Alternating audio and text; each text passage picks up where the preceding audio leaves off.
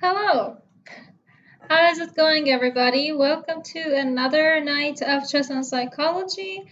Today, I kind of decided to take a little trip down the memory lane of US Championship 2018. It was particularly painful for me, but I learned a lot from it, and it was one of the first times that I was playing most of these opponents. So I think that was a very educational tournament for me. But besides that, another kind of awesome thing that it had for me was I got a lot of great games out of it.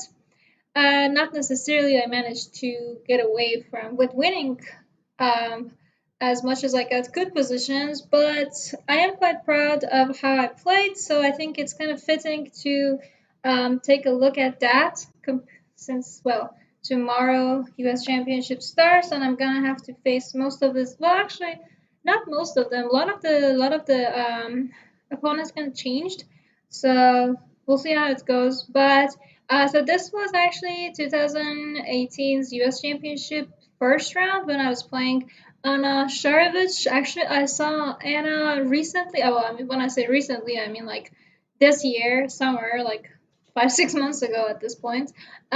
Just she was walking down Central West End. It was so funny. I was walking my cat. She was walking her dog, and we just ran into each other, and it was just one of those really funny moments. And for a second, I was like, it was just like I knew her, and I was like, oh my god, first name, last name. But she remembered, and she said my name perfectly. And well, I know her name, and just it was just one of those um, brain moments. So yeah, um, let's dive into this game. It was a very, it was really funny, just how the game unfolded. Actually, let me mute from here. So Um, unlike this year, back in 2018, when I was invited to play US Championship, I was extremely ambitious. Not that I'm not ambitious now, it's just I have so much during the school year. I got MCAT, the book is actually right here. So, yeah, it's a, I sleep with my books, I wake up in front of books. Yeah, it's not the best timing for me, but well, just yeah. So, so back in 2018, I was actually very ambitious. I was very hopeful. I was working with some of the teammates, and I was doing like some deep analysis, new openings, preparations. Oh God, it was so cute. And so, for example, here, one of my preparations was to actually do this F3, which I did over the board. And I had prepared it. I've had training games. I knew what I was doing. I remembered the openings. Yeah, so I actually prepared for this tournament like a real chess player instead of a college student. Um, I think Anna was quite surprised because I've never played this in my life before. Over the well, I mean, rated games that would be um, saved somewhere. So yeah, this is a kind of I saw that too. I saw this was played recently in some of the top level chess too, so that was kind of interesting. That kind of inspired me to. I believe it was in Norway chess. I don't remember exactly who played it, so if you do, please type it in the chat and I'll say it out loud too. But I saw that this happened recently in one of the final rounds of the Norway chess too. Again, I'm 99% sure there's a 1% I've dreamt of. I've been having serious weird dreams. Beating Kasparov, losing on time, losing because my camera stopped working. Yeah, just so anyways, in this specific game, oh, hi Kitty. Well, your cuter instructor just showed up. This will be fun to play with tomorrow in the US Championships. After thank you, Kitty. You might wanna yeah. So in this specific game, I think I don't. It's I remember Queen B6 are the most interesting ones. Um, yeah, and people also like there's a take and E5. There are like so many different lines to play. I believe I think queen b6 is one of the most annoying ones. If I remember correctly, nope, not that. That's not the right move I was going for. If I remember correctly, taking an e5 or e5 immediately is also a thing because you want to do queen h4. Yeah. Oh yeah, e5 immediately probably. I mean that's looks decent because you just want to do queen h4. So I think there are a lot of different variations to consider. And the cat sleeps in front of me. Aw, actually I like this. Just I don't think my book will appreciate him. He's 13 and a half pounds. Okay. Sorry, a4. A4. Um, queen b6. I am not familiar with the most recent theory in this line, but I do know that queen b6 lines do exist. I think knight c3 is the easiest way to go. I believe you could do some weird stuff with knight e2 as well, but okay. So you could do e5 and queen b6. Yeah, that is also I think that's one of the scary thoughts as well. Not necessarily just queen h4, but to try and go this way. So yeah, I think well, what I was going for, I was basically going for the element of surprise, and I was just hoping that this would be the game that would start off my tournament pretty cool, and all those fun thoughts that you have when you are a newbie and you are hopeful. Yeah, thank you. This was actually a pretty nice line. So I ended up just going for c3. I believe this was also preparation. And I simply followed up by bishop f4. So it's my understanding that bishop f4, I was just trying to block e5. I think from what I remember, again, it's been like 2 years and I don't exactly remember what was I thinking. This was played in 2018 US Championships. I am hoping to be able to show you guys 2 games from that tournament. The most the most painful 2 games. I had some less painful games too. But yeah, so in this specific game, I think I thought of bishop f4 over the board because I really didn't like the idea of e5 and I could not remember what am I supposed to do after g6. So I believe bishop g5 is the best way to stop e5. I think that's the best way if you are looking to playing this. Yeah, just as harsh.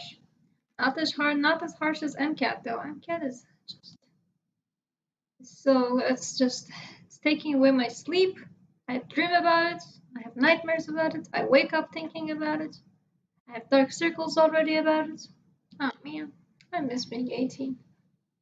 Okay, but anyway, so after bishop f4, she took and then she played e5. So I believe that she made a miscalculation or she misevaluated the position because now after take, even when you take the queen and I take back, this is still I mean, I like my position. There's nothing wrong with my position. So why would black just go ahead and give up this pawn?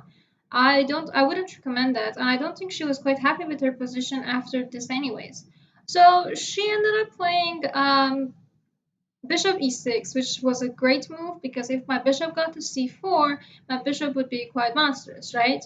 So at this point, I have no theory knowledge, but I was just playing chess. So the plan that I made was yeah, exactly. We gotta put that C2 exactly. King on C2 on a pillow. Yeah. No, but so I thought that I have to figure out what to do with my pieces. First of all, this square is really winking at me, so I would love to get a piece up there. So if I could do like a knight f3, then try to, organize something like that and try to get to d6, I thought that would be pretty cool. Um, whoops, knight d7, knight d2, h6. So now I was like, okay, do I want to play something like h4 to stop g5s, or do I want to ignore it and go with knight c4? There are other options over the board too, but my first question for you guys is white to move. What do you want to do? So it's your choice. How do you want to continue this game? And I am going to stare at my cute cat sleeping on my MCAT books.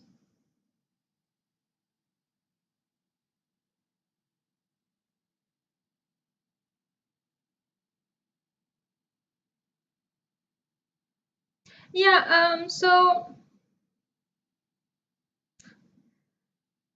oh, I see bishop c4. Ah, I like bishop c4. I don't necessarily, so Vanessa, I don't necessarily like c4. I think c4, so c4 is supposed to be for the pieces, because if I play pawn c4, what if he plays pawn c5, and then I can't really use that. I did like h4 idea, but my problem with the move h4 over the board was that then I would give up this g4 square. So if by any chance you decided to get creative and got your knight on g4, I didn't really want to deal with that. So that was kind of my big thing. I don't agree with King C2 right away because I feel like that would be a waste of time. Well, not necessarily not for. I don't think King C2 is the right time. It's just we don't really need this King C2. Like nobody is forcing me. Nobody is threatening anything on me. So why would I go King C4, King C2? So that's kind of why I didn't really do King C2, but I kind of wanted to continue with the idea of going after this D6 square. Just I wasn't necessarily sure how. Knight B3. No, I think we should go something on C4. Either knight C4 or bishop C4. Now, which one do you think is best? I saw that there are different ideas in chats, knight C4, bishop C4s, but which one do you guys think is the best one?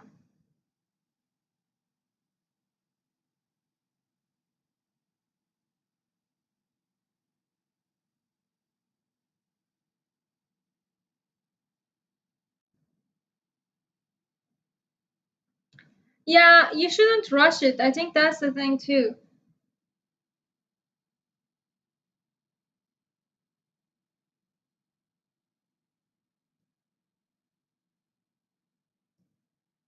Okay, so I see a bunch of knight C4s. I guess you guys will be surprised to know I did knight c4 and it was not the best move because the thing is when you go knight c4, what are you going to do with your bishop? You have to take into account that this bishop is always going to be a weakness in your position, and I might say one of the big weaknesses. So if you consider your double pawns a weakness, then your bishop is also a super weakness. So it is a good idea to try and get rid of it, especially because this black's bishop, is also the best piece in his position. So just thinking about it logically, strategically, not even calculating it, it would be a good idea to exchange these bishops because this bishop, I can't really do much with it. That bishop is actually doing something useful compared to most of black's other pieces. So that is why bishop c4 would have been best. And after bishop c4, if you take it, that will be awesome. I'll just get that knight to d6, please. Give me all the pawns. I don't anticipate taking. I'm assuming maybe something like 97. Take potentially take and maybe now knight c4. Short castle, for example. You move this guy, he pushes that guy. I mean, you still have a lot of advantage as white, don't get me wrong, but it's still, I mean, it doesn't feel as strong. So knight e7 would be the better choice compared to taking this bishop. But anyways, bishop c4 still would have been the best choice. So I didn't do this. I went knight c4. I saw this is square. I just wanted to have my knight in there. No questions asked. So I went knight c4. She played g5. Well, I gotta move the bishop. Knight e7. All right, check. And now at this position, I was like, okay. So I know I don't want to give my opponent activity. I know I have advantage. I know I have at least +2 advantage, and I was correct. This position is +2, but just figuring out how to win it, I had issues there. So I didn't have an issue getting an advantage. I had an issue converting that advantage to a full win. So in the game, I considered knight b7, obviously, but my problem was, well, okay, rook b8. Now what to do? If I go bishop a6, well, this pawn is still pretty weak, so you could simply play something like knight g6 and start going after this guy. And I kind of stopped my calculations here, which was wrong. I should have pushed and I should have slain simply knight d4. That was the easiest way to continue this. Another thing to consider is king c2, so the take, rook b8, there is no more threat. So that's what I actually did. I went king c2, and my idea was pretty simple. I just wanted to defend my b2, and yeah, that is actually that's such a great thing. Thank you guys. You're saying so many good things. And yes, actually, accepting the mistake and playing bishop c4 was the best choice. In the game, she played rook b8, defending the pawn. Now, I should have played this bishop c4. Like, I shouldn't have delayed it, and I delayed it, and then it was like, you can imagine. I'm sure this has happened to you. Well, I hope you've learned from it, because I take, like, these to me were quite. I mean, I didn't take them the best. Also, I was super hopeful, and I thought I was super ready, and so it kind of had a huge turn on my tournament overall, and also in my emotional state. But the problem wasn't that I wasn't playing bad chess. The problem was that I expected too much and I couldn't see realistically. So in this position, realistically, I'm +2. I shouldn't, but I still have to convert it, which I didn't. So I think the easiest way to do would be bishop c4. If you don't see bishop c4, just rook d1. Because I wasn't seeing that exact plan, I couldn't really get that.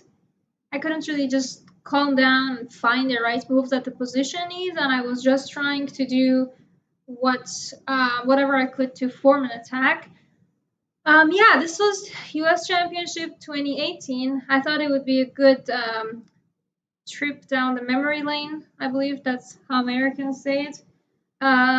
For Since the my tournament US Championship starts tomorrow, I thought it would be interesting review of what happened to me back then and hopefully how to avoid it this time. All right. So, what else want to show? There was one specific thing I wanted to get deeper. Yes. So not rook d1 actually. So I think the one thing that I should have done was rook d1, but I didn't. And what I did was I played knight d4. Knight d4 started to kind of get a little iffy. It wasn't going so pretty anymore. And I kind of lost that balance. So that was a huge thing, that I lost that balance. And yeah, I didn't really enjoy that. I kind of like lost the piece coordination, the balance, the rhythm of the position, and knight d4 didn't really go well with any of the plans that I had. I should have went simply with bishop c4. If you take it, okay, I'll take it back. Everything is defended. I can start trying to throw stuff around here. I still have one more pawn. Everything seems to be going well. That's what I should have done.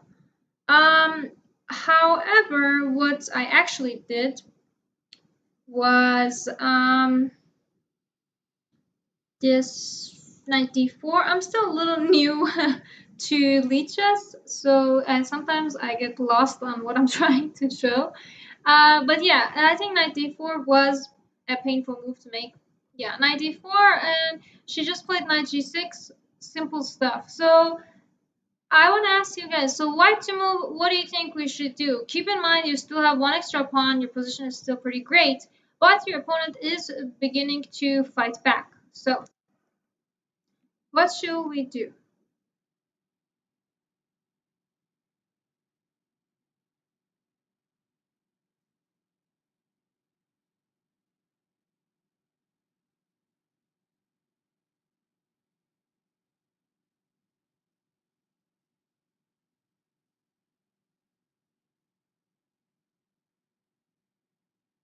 Ah, hi, I'm Annie. I don't know why I saw it. I think I saw that. I gave you a mental response. Um, yeah, it's so hard to be anything but enjoying right now with this super cute cat sleeping right here, wiggling his tail, showing me that he's a little awake, but not too much.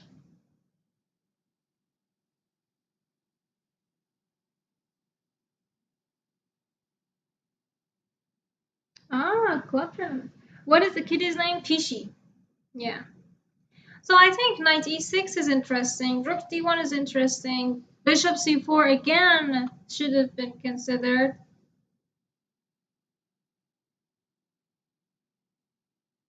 So yeah, I'm kind of asking you guys. So what do you think we should go for?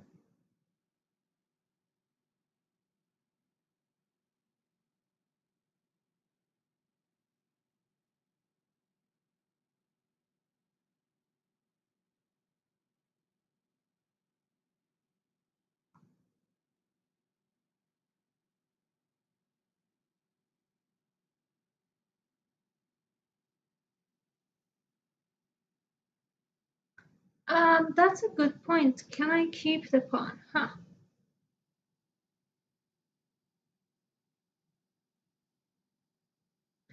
Well, I guess it kind of depends on how you continue.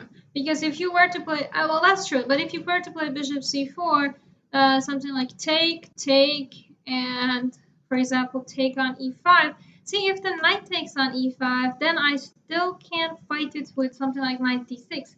And it gets really tricky because of this pin, and you can't really move the rook because you lose the pawn. So I think that would have been the something like the one of the best ways to get the pawn, but yeah, let's see what else instead of bishop c4. Taking, take, and then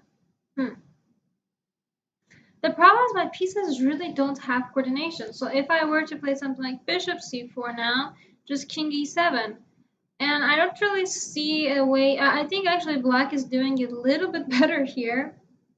So I don't think this isolated pawn would actually help me in any case because I also have two of it. So I mean, it's not like I can attack it. And in this position, because the center is still pretty close and black has two knights, black is the one who would be fighting for getting better. So yeah.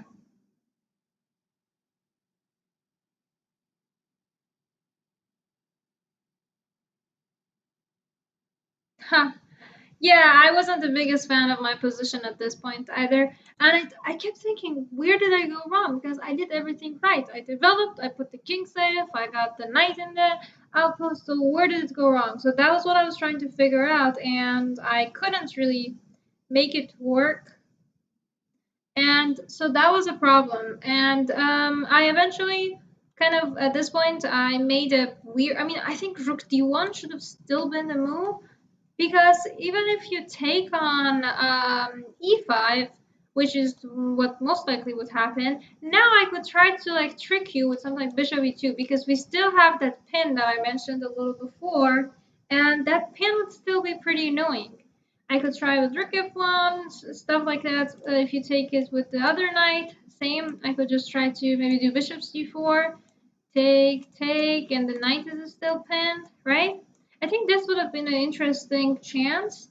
Yeah, that was so. I remember considering these moves, but I just didn't like it. So I ended up playing actually bishop e2. My idea was I still wanted to use this pin, given the chance, but the problem was that well bishop e5. Black wasn't gonna risk this. Black was just gonna take and I mean just take with bishop, so no pinning. Um, I simply ended up going entering this position and knight f4. So what do you guys think about this position now? Do you want to be white? Do you want to be black? And it is white to move, so if you have a move, please suggest it.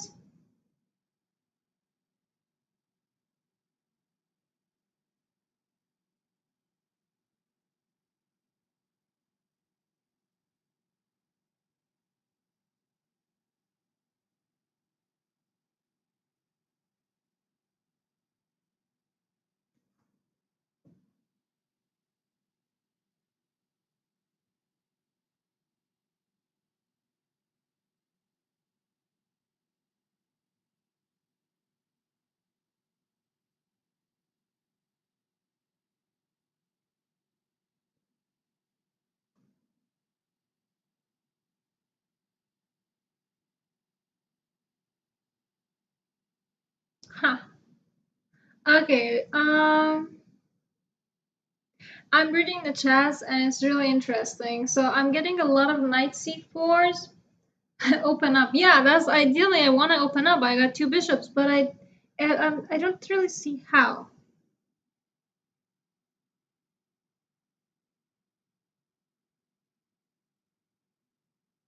Yeah, I see. Yeah, exactly. Thank you, Arthur. It does look better, but uh, honestly, this position is kind of equal. I mean, really, I mean, if both sides play accurately, obviously. But if somebody makes a mistake, then yeah, well, still a very sharp position.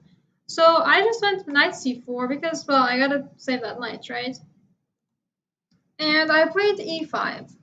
My idea was, well, I might as well try to eat this knight. So e5, I was laying a little bit of a trap too. If knight takes e5, now I would simply have somewhere with like trying to maneuver the bishop around a little. I thought that was kind of cool. Or I could just take bishop f4. I don't think bishop f4 would have much to it, however. Just king e7, and well, this would be a very dry game. I don't really anticipate much bloodshedding. But after e5, Anna played king e7. So white, what do you think we should do? My first choice is to take over here.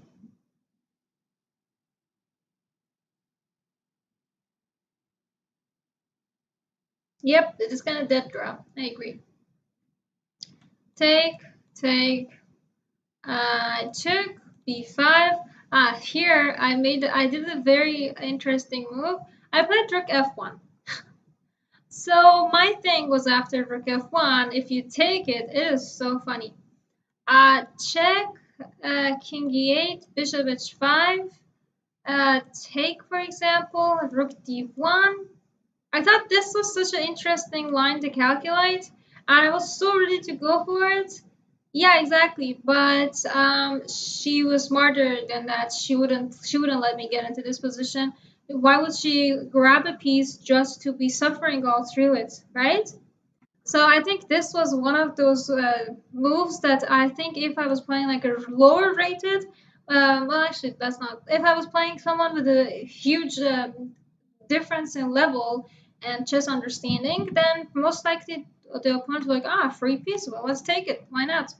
And that would be a very interesting way to win this game actually for white.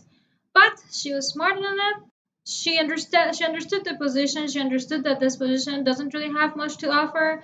All she has to do is, well, not um, not overreach. And we just exchanged the rooks.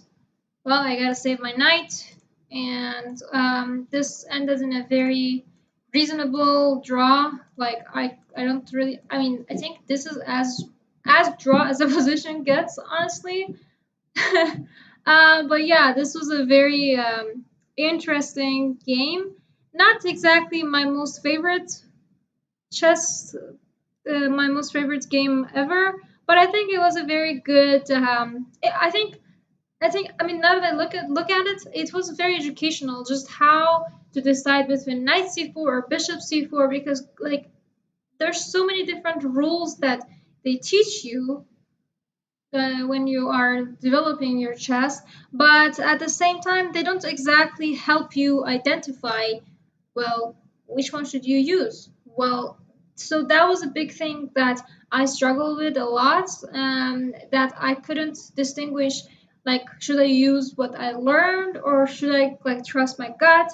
And eventually, I was like, you know what? I'm gonna trust my guts, and I think that was one of those big chess revelations. So if your gut is good enough, actually trust your gut. Okay, so let's go ahead and take a look at. I think this was my most painful game. No, no, no. My most painful game was losing the World Youth title. But one of my top five most painful games in chess. Oh god, that was such a painful game.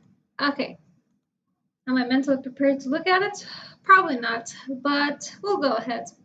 So this game was I played against Irina Krush. She is a very strong grandmaster. She has I'm sure everybody knows her, so I'm not gonna give her like a huge introduction. I got crushed, exactly. That's it.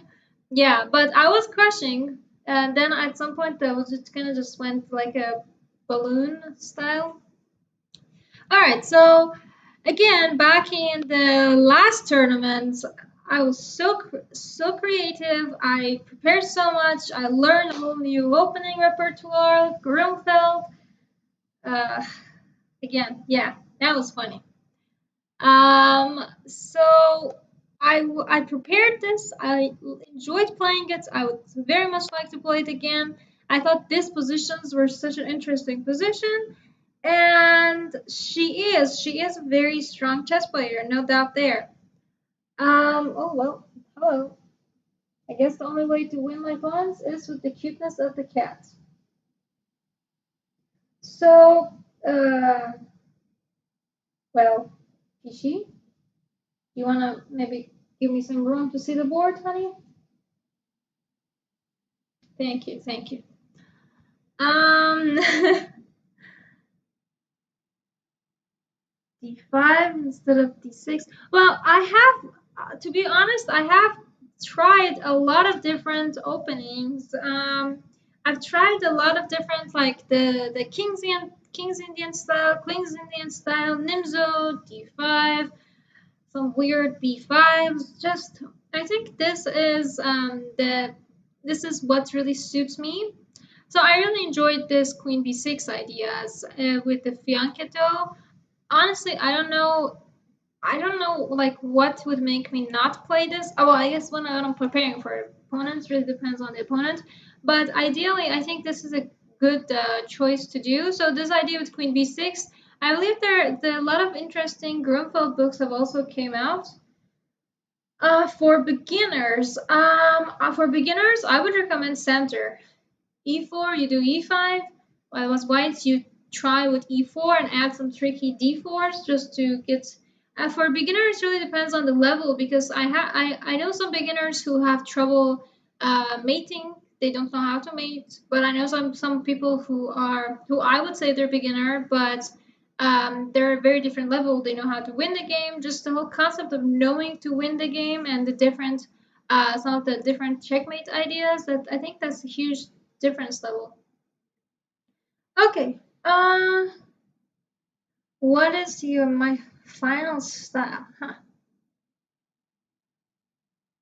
Uh, I mean, it really depends on the game, the opponent that I'm playing. If I see a game and she or he has a bad result in a fianchetto with the queen side, believe me, I'm going for that. If it's for the king side, I'll go for that. But all right, so I really want to. This is a very long game. This is like almost 70 moves. Oh, hi, kitty. So I do want to try and get to as much as possible. Oh, this is so fun. Well, meet your new instructor, who he is actually putting his head under my hand to pet him. He's demanding head rubs. All right, I'll rub your head with the other. Actually, you kitty, you come here. Okay. So, well, actually, in the game, Irina went for b3. B3 is also a very good choice. There's absolutely nothing wrong with b3. And after b3, I went for bishop f5. So I think I had a pretty decent understanding of this opening. And my idea was, well, my bishop is great. My other bishop is also pretty great. My knight is gonna get pretty cool. The other knight also, I'll find something for it. So I really enjoyed my position. I don't know about you, but I really like it. So right now we are just developing Rook d8. I thought this was also pretty cool. And finally Knight e4. So after Knight e4, I think here was one of the interesting points of the game.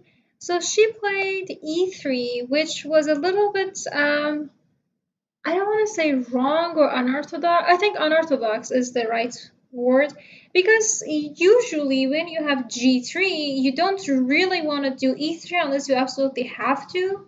So that's just one of the things that has always bothered me about E3 and G3 because right now I don't really have any sort of serious attack on your pawn. I mean, I'm attacking it with two things, you're defending it with two things, voila. Um, but I also don't think White wants to be under pressure, so I don't really see White doing something like C5s, especially because, well, doing C5, you have to keep in mind. One of the I'm gonna give you a little hint about this game because I want to ask you questions, and this was one of my favorite games, but also one of the most painful games. So I guess that's kind of the combination to go for. Um, Keep in mind, like as black, I don't really have that many weak pieces or weak pawns. But white does. This piece is undefended. Nobody's defending this piece. So this could potentially give me some ideas for, some cool knight c5 stuff. Um, she does have to do something with the queen, that is correct. But my idea was maybe you could delay it. Maybe you could build. I agree, queen c2 is not possible. But maybe you could delay this whole idea with e3 and just try to do. Try to maybe get a little bit more space in the king side. But I don't necessarily think a lot of people would enjoy this line. So, anywho, she played e3. 97. And now, black to move. What is the first move that you are thinking about? And not just shooting moves, just a move that you would put as your first candidate move.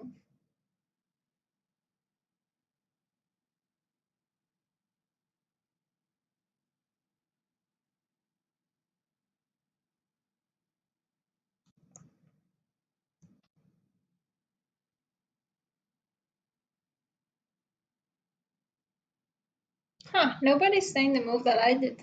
Interesting.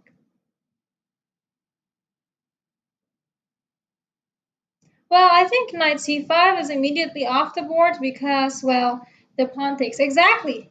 That's how you kind of find moves. You think about a move, knight c5, they're like, huh, well, knight c5, the pawn takes, attacking my queen. That's a horrible blunder.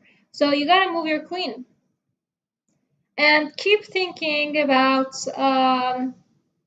continuously, actively think about, now what has changed in white's position? Is this a new defender's piece that I could potentially um, go after?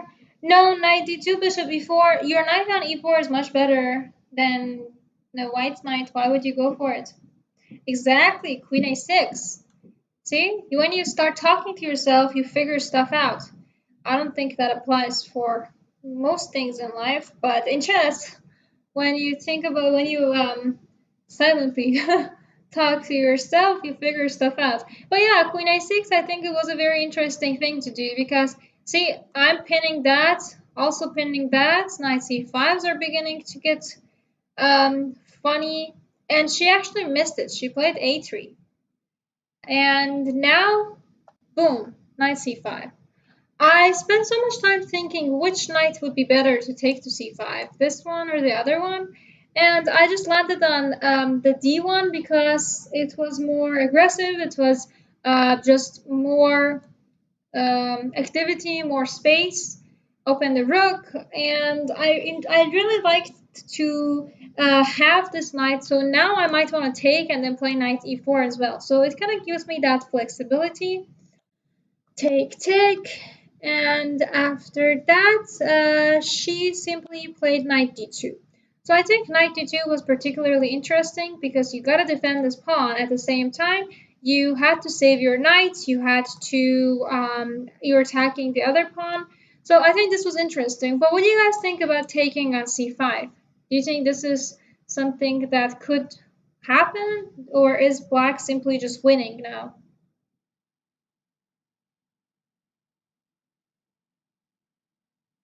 What means she missed? I think she missed the idea of knight c5, and that's why she played a3. Otherwise, you could have simply played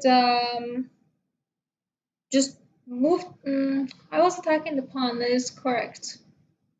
But I wouldn't really take the pawn because knight takes e4, rook a1. It's kind of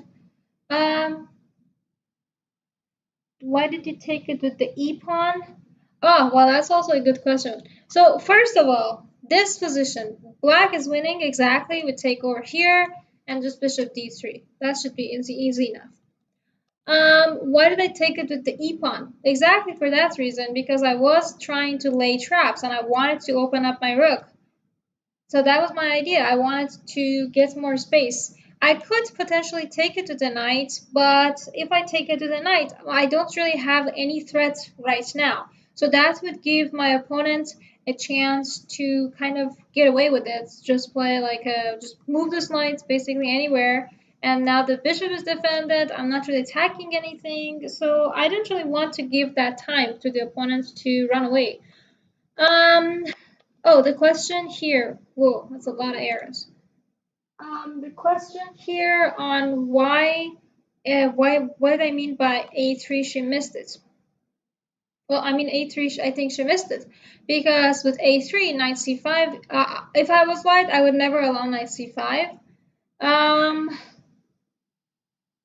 but how to stop it? That is also a great question. I think you have to kind of realize: is queen a2 a serious threat? Um, Maybe you could consider taking over here. And if the pawn takes, now you have knight g5 or knight h4. I think knight g5. And now you're attacking e4. So if I take on a2, you could just play rook c. So if I take a2, you're going to play rook c3. This is defended. You have rook a1. I think this would have been a better choice for white. And if takes now, then I would have to take it to the bishop. But now white could simply play a3 because my c5s don't really work because this bishop is defended. So I think she made this the move order wrong, and she played a3 first, and we got into this position. So now black to move. You can see that black's position is a little bit better, but how are you going to win this?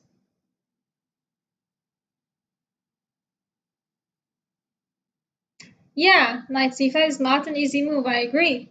I was so proud of it, and as you can probably see the results, I messed up the game in time trouble, and yeah, this kind of messed up my whole tournament. But I was very proud of my middle game skills. Yeah, I agree. Either e5 or knight d3. I think those two are the strongest ones. I don't exactly like e5. I think e5 overall, the idea to open up is good, but I don't really see any idea what to do after take. So I like the e5 idea, but you gotta calculate it, and it doesn't really work right now. So you gotta move this knight. Well, actually, you don't really have to because it's not really gonna take it. But knight d3 is the best way to go about it. Knight d3, rook b1. Now another question: shall we take this bishop? Keep in mind, if we take this bishop, we are most likely going to be able to eat some pawns. We could take on a3, or we could take, play like c5 and attack over here. Thank you, Aryan. You got this. Yeah. We gotta take, and c5. And I did this. And I was so proud of it because I could take on a3. There's a free pawn right in front of me. But then this wouldn't have made it as interesting. Um, so I think that was a very good choice from my side to just not always eat. And c5 was the best one. Ah, I see some Farsi chat. Nice. Yeah, c5. After c5, she simply took on e4. Now, question: which pawn should we eat?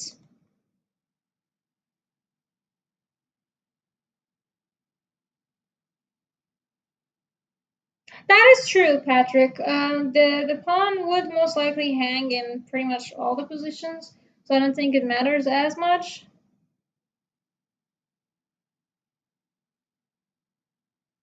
No, actually, well, first of all, knight c5 is coming up, so we gotta take it. That's the first move. And after take, now what?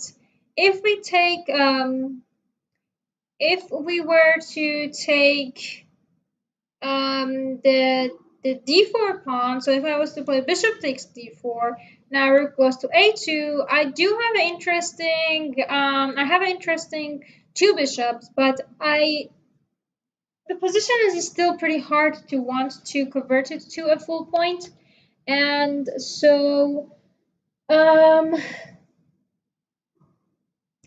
yeah. Okay, so I see some stuff about central pawn. I see some stuff about just eating the a pawn. So I believe just taking the a pawn is easier because, well, this pawn isn't, well, no, not that move. This pawn isn't exactly going anywhere. Give eat both. That is what I was hoping for. Um, so rook a2, queen b4, and in the game she played d5. She tried to save her central pawns. Now, black to move, you got some choice to make. You also have to make a deep calculation on can you eat b3? That is the biggest question in this position because if you can't eat b3, then the position is equal. Black still does have a little bit of advantage, but nothing. It's not really going to help you much because yes, you have these two bishops, yes, you have a stronger open center, but not exactly. So if you take queen takes b3, knight c5, now what do you want to do? Because exactly. So Aryan, I've seen some really thoughtful comments from you. So I would like to encourage you and everybody else in the chat to actually consider, well, what should we do? Because can white do this? What do we think about knight takes b7? Hi, good morning, man. It's dark outside. I mean, I'm sure there was morning somewhere, but yeah.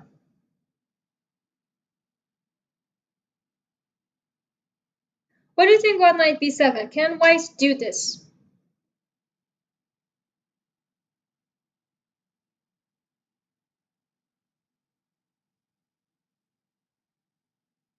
Keep in mind, queen takes b7, there is d6.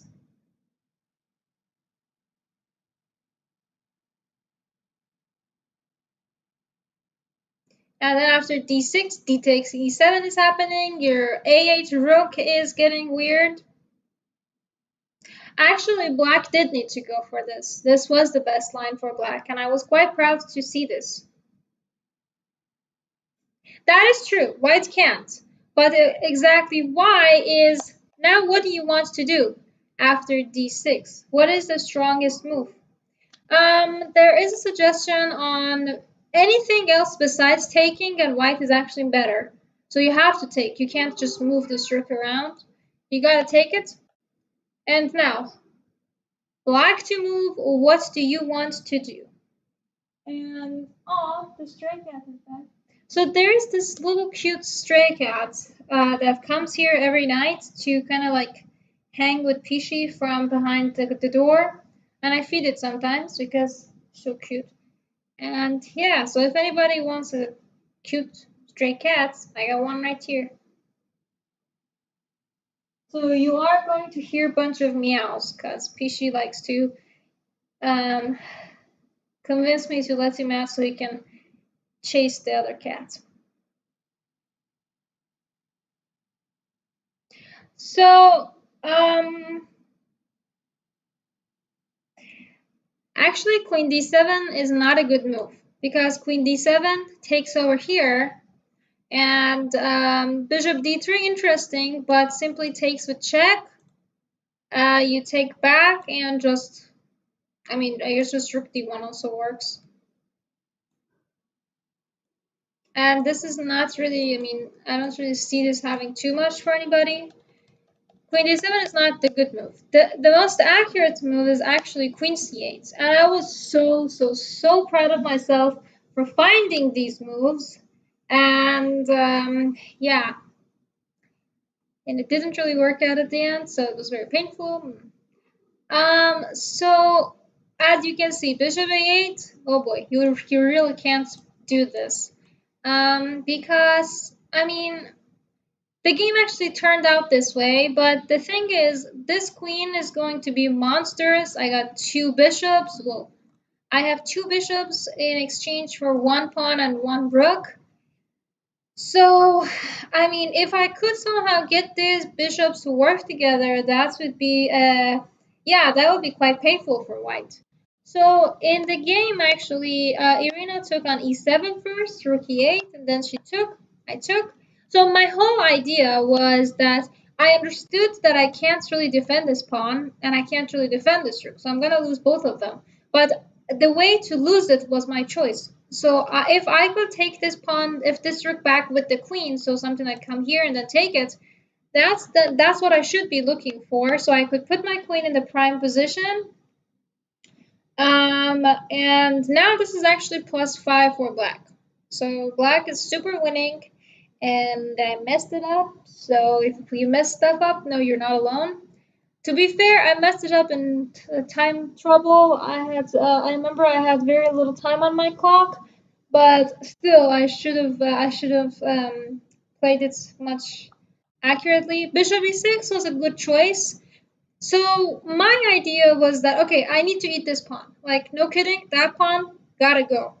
But I could have just played bishop f6. Bishop f6 was such a easier way to go about it because, yeah. So bishop e6. And now you see I can't really eat over here because of rook d8. So I can save my queen. And Irina, she's a very experienced player. She knew she had a bad position and she was trying to fight and confuse me and be super tricky. So she goes for c5. I finally go for bishop f6, rook d8. I eat over here. And now we got this position. So this is still winning for black.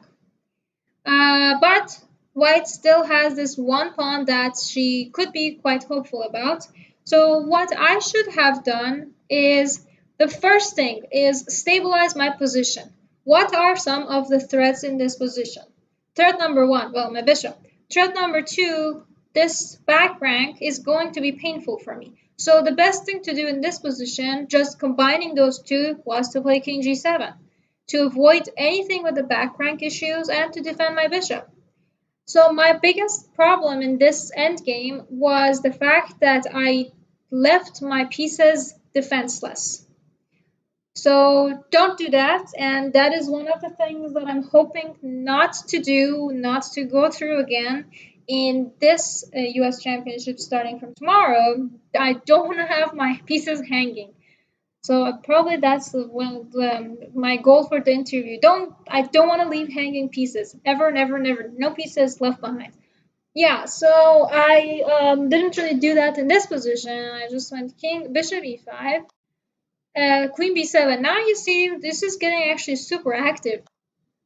I'm trying to activate my pieces as well, but it's just not enough because, well, with queen a4, I still need to. I think my problem was that I had the idea that I wanted to um, go for the king, but that was kind of it wasn't a very smart idea because, well, I should have had both ideas of going for the king and pushing the pawn or something like that. The championship. So I Manny, there is an open tournament, there is an open championship, and there's a women's specific. But we play in the women's specific because, um, well, by rating, none of the women qualify. So it's a painful truth, but it is what it is. It's not like there's any rules against women playing in the open section, but they're not just strong enough. And that is very painful for me to say so. Anyways, let's get back to the chess of it. Um, Yeah, so rookie one again. Oh, I think again like here, I think another my second biggest mistake was that I didn't do too tricky. So I kind of should have played with Queen A5. I should have been tricky because we were both in time pressure, and yeah, I should have went with Queen A5.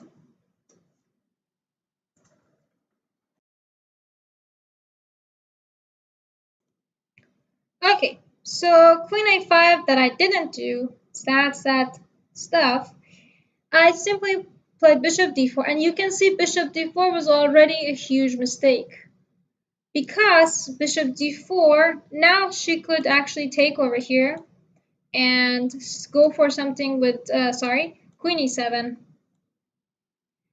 That was one of the things she could do a little bit better. And, well, oh boy, my cat is so playful. And alright, so bishop d4 was a mistake for me, and not just because the bishop on d4 is weird, because I needed this bishop to stay here to control the c7 square. So bishop d4 was already a little out of the coordination, and in this position, I remember that I made another weird move. I went for queen c4.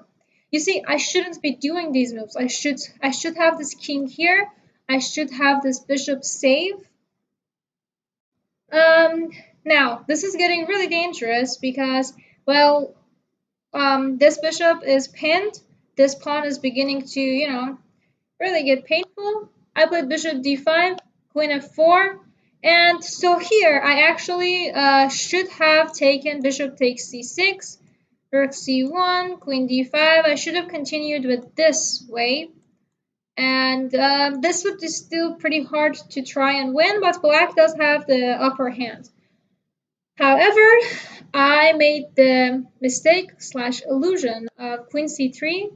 Queen c3, I just don't know what was I thinking, because queen c3, I'm just attacking a rook. A very, it wasn't very thoughtful. Queen c3, rook c1, and well, what am I trying to do? I'm not really attacking anything. I'm not really stopping anything. That was the horrible mistake. And interestingly enough, it was on move 37, so right before we would get the 40th move and get the uh, 30 extra minutes. Yeah, and we entered this position. I had to give up a bishop, and now this was actually quite hard to even try to keep a draw. And Irina is a very experienced player, g4, the best move, so I wouldn't have h5s. And I tried my best, but it wasn't enough, and the game ended in a painful loss. I'm gonna just show it to you super quickly because there's not really much to talk about in this endgame. There are different variations in this specific endgames that Black could try to form a fortress and hold the draw, but this isn't one of them, especially with the F and G pawns. I just tried to make it harder for her to win, but coming from that gorgeous position to this was also just, I was mentally crushed. Ha, crushed. And yeah, I just tried to shuffle around a little, and yeah, I believe I just resigned over here. Yeah, this is just a super lost position. Aw. Yeah, so this was one of those really painful games for me because it was such a beautiful start, such a great middle game. I did calculation strategy, I did a great mix of those, and just one move is kind of blew it. And it wasn't like I didn't really like blunder a piece or something. I just blundered the idea, and I blundered the whole. I blundered the piece coordination. I kind of, yeah, I started to just make moves. I didn't really follow a specific plan, and I got really punished. Still kind of hurts. So yeah, I'm gonna be playing the U.S. Championship starting tomorrow. So tune in, watch me either get crushed or crush a bunch of people. Actually, I'm not playing Irina tomorrow, so I guess that analogy doesn't work. But yeah, George, I would ideally want to go deeper in this end game, but we are out of time. And eventually, at some point, we will go a little deeper in the rook versus bishop and the specific pawn structures that follows. But yeah, make sure to tune in tomorrow. And yeah, I'm gonna go get myself a little tea, pat on the back, just get a little air after this game. Oh my god, this was painful. Alright, so have a good rest of your day. Well, here's night. And make sure to watch the US Championships tomorrow.